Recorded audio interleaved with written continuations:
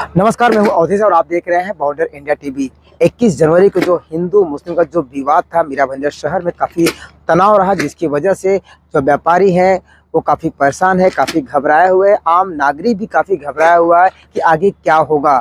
इसी दरमियान 146 के विधायक प्रताप सरनाईक ने एक लेटर दिया था कि 48 आवर्स में जितने भी आरोपी हैं उन्हें गिरफ्तार किया जाए, नहीं तो 25 जनवरी को मीरा भाईंदर शहर को बंद किया जाएगा।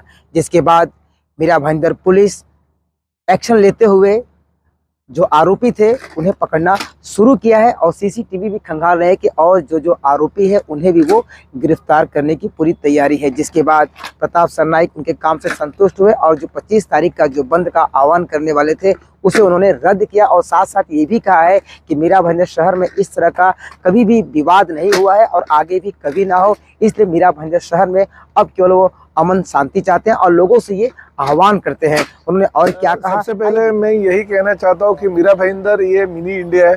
15 सालों से मैं इस शहर का लोक प्रतिनिधि हूँ। उसके पहले भी मीरा भाईंदर शहर का जो इतिहास है, इतिहास में मीरा भाईंदर शहर में ये दो समाजों के बीच में कटुता कभी निर्माण नहीं हुई।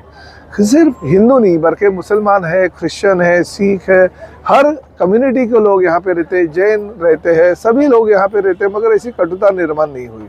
21 तारीख को रात को 10:30 बजे कुछ एक छोटा सा हादसा हुआ, क्योंकि 22 जनवरी को पंतप्रधान नरेंद्र मोदी जी के हाथों से राम मंदिर का उद्घाटन होना था और उसके पहले कुछ लोगों ने, राम भक्त जो थे, उन्होंने रैली निकाली और रैली के दौरान किसी को मारा पीटा गया, कुछ गलत चीज़ें उस वक्त हो गई। हमारी हिंदुओं का जो आराध्य दैवत है हनुमान जी, उनका उस एक गाड़ी पे उनकी तस्वीर लगाई थी और तस्वीर का उन्होंने अच्छी तरह से जो हमारे हिंदुओं में जो संस्कृति है उस संस्कृति का आचरण नहीं करते हुए विटंबना कर दी गई है और गलत तरीके से जो भी हुआ कुछ हुआ।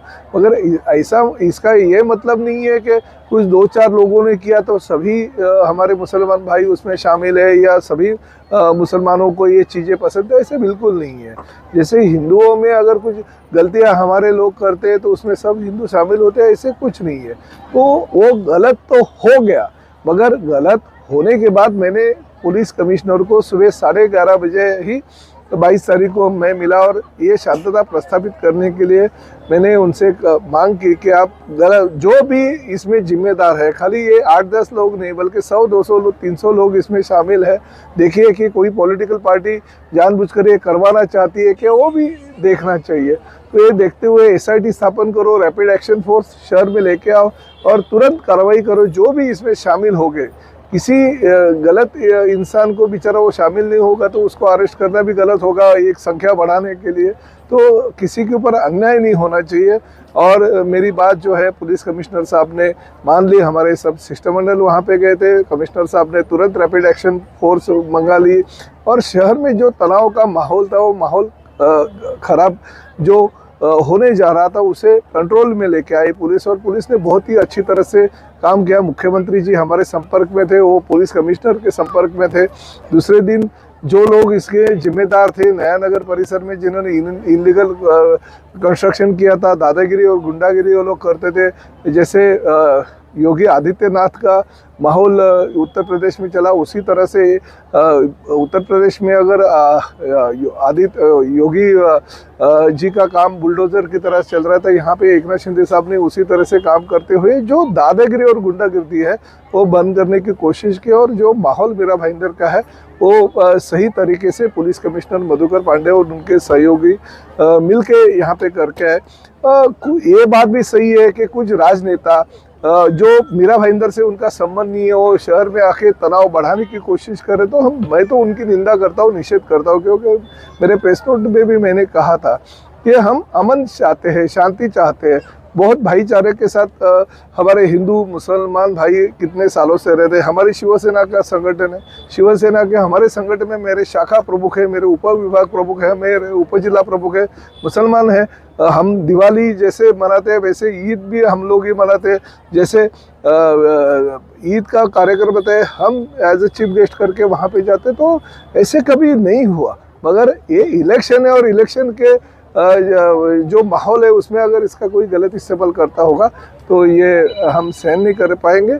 मगर हाँ, एक बात जरूर है, राम भक्तों के ऊपर अन्याय अत्याचार हो गया, वो जो भी जिन्होंने किया उनके ऊपर कड़ी से कड़ी कार्रवाई होनी चाहिए, ये हमने पुलिस कमिश्नर को कहा और पुलिस कमिश्नर वो माध्यम से सभी लोगों को अरेस्ट कर आपने रहे हैं। 48 आवर्स का समय मांगा था और ऐसे समय में चर्चा है कि कल प्रताप सर नाइक मीरा भंजर शहर को बंद कराने वाले हैं। देखिए, एक बात हकीकत है कि 21 तारीख को जो घटना की वो बहुत ही निंदनीय थी, हम उसकी निंदा करते हैं। 22 तारीख को पुलिस कमिश्नर को हमने मोहलत दी थी कि 48 घंटे के अंदर सभी आरोपियों को पकड़ करके ये जो चीज़ है उसके ऊपर कंट्रोल लाने पुलिस की जिम्मेदारी है। अगर वो आपने कंट्रोल नहीं लाया और शहर का वातावरण और खराब हो गया तो हम 25 तारीख को बंद करेंगे। मगर 2 दिन की घटनाएं देखते हुए पुलिस ने अच्छी तरह से कंट्रोल लाया, शहर में शांति अच्छी तरह से हो रही है और सभी गुटों के बीच में शांतता प्रस्तावित अगर होगा और हम अगर बंद करेंगे तो उस बंद का आधार लेके अगर कोई गलत काम करेगा तो हमें वो मंजूर नहीं होगा।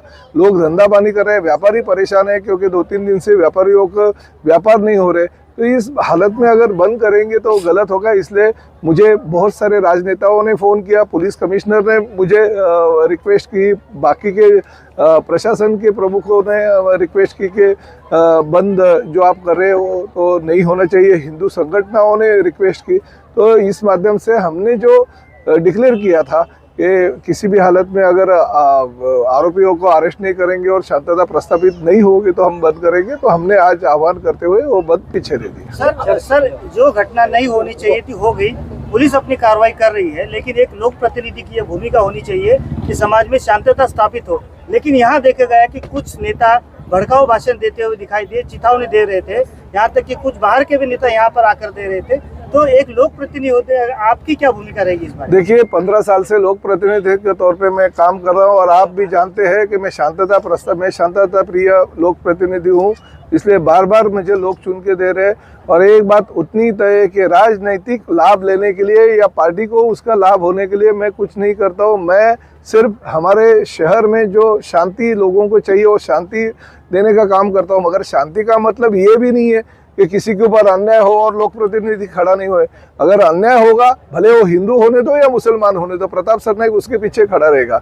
और ये हकीकत है कि हिंदुओं के ऊपर अन्याय हो गया, जो राम भक्त है उनके ऊपर, तो जिन्होंने अन्याय किया था उसको पुलिस ने पकड़ लिया। तो अभी उसके लिए आगे और जाने का जरूरत और भावना भड़काने की जरूरत नहीं, अभी शांतता है और अमन है।